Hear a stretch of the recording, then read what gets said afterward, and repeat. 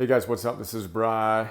Fired up this morning, got lots to share on some epiphanies that I've been making. I'm trying to figure out the right length for these. If you got some feedback on kind of an over-under that you want to see, I can do these super quick, get done in like 2 or 3 minutes, or I can go a little bit longer for 4 or 5 minutes, or I can go off for 10 to 15 minutes. Let me know what your ideal is. We'll probably run a survey at Optimize too, but let me know in the comments if you're feeling it, please.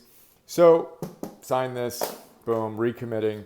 And then just quickly, I love the, thank you, Timex Watch. Yes, 1,000 seconds has gone. I love my wall calendar at the end of a month. So I'm about ready to flip the page. And I know I had a good month when it looks like that. And I realize you can't read it, and that's fine. It's not for you, it's for me. But that is just pure hammer time.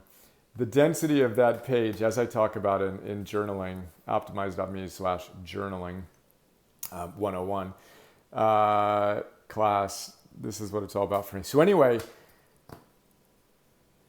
the last 3 days have been amazing, right? Just to kind of test different things. Constant and never ending improvement is what Tony Robbins calls it. CANI. Kaizen, same thing. You're always seeking excellence, the next marginal gain. We call it CANOE-ing. Constant and never ending optimizing experiments. Always running experiments. Right? So if you recall, we looked at my data, and the thing that needed work was sleep, right? So several days ago, I had inputs all day, and my sleep was poor. I'll walk you through that in a moment. Then I recovered the next day, and I had a better night of sleep. Then I filmed late, didn't do as many inputs, but I filmed late, and that reduced my REM sleep, etc. So then yesterday, my number one was to make a commitment to be done with the studio. I did 6 PNTVs, 3, and then 3. But I wanted to be out of the studio by 4 p.m. So I've got my last input food-wise at 4 p.m. and my last output intense creativity by 4 p.m. I needed to do that in order to settle my mind down. Was my hypothesis that if I did that, I would have a better night of sleep. Nothing else changed between these 2 days other than that. I front-loaded my intense work and I had a cutoff of 4 p.m. So I'm going to run the experiment, right? Let's see how it worked. First, we're going to review where we were, okay? So this is Wednesday.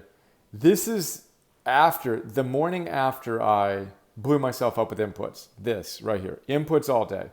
Now, I had a crazy, great, productive day, but my mind was hopped up and I got up early and I only got 6 hours of sleep, which is not good for me. So then the next day, I literally just stopped working at like 4:30 maybe, and I took the kids to go get mundane things. I needed to get shirts for PNTV, so I just did that, turned the brain off, got a great night of sleep, much more REM, much more deep sleep, etc. Then the next day, I didn't have any inputs, but I worked hard in the studio, right? I filmed late, and boom, I got less sleep than I'd like to see. And again, look here, my REM sleep was only an hour, and they told me, you need more REM sleep. Deep was actually really good, right? But my REM was up, and I was just too hopped up, and I got up early.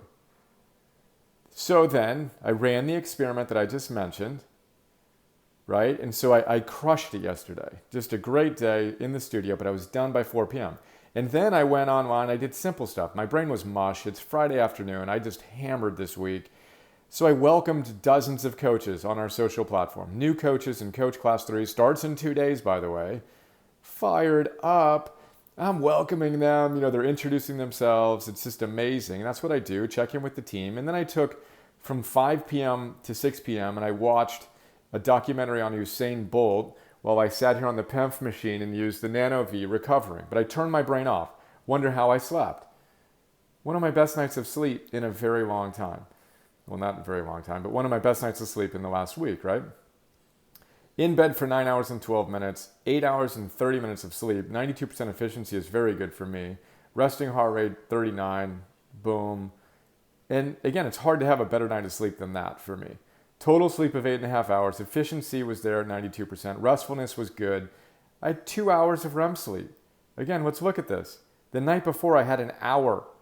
So I made this little tweak, and I got an extra hour. Part of that is catch up of REM sleep. How do you think I feel today?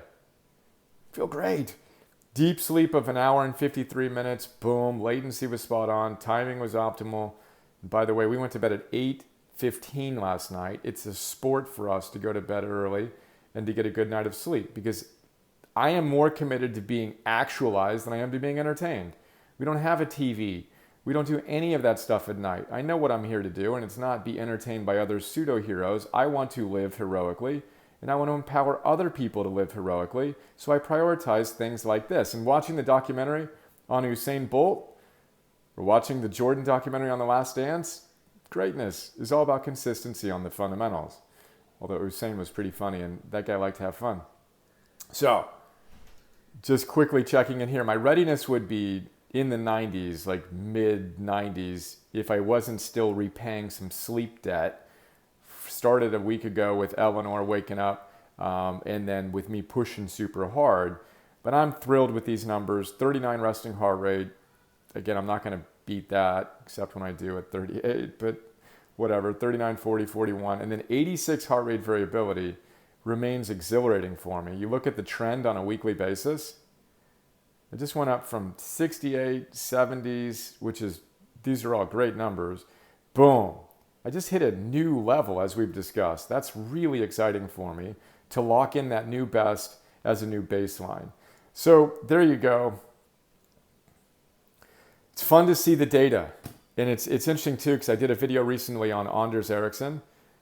This is what he and I were talking about, is can you translate diary notes of what you're doing with data, quantifiable data that shows that when you do this, you see shifts in that.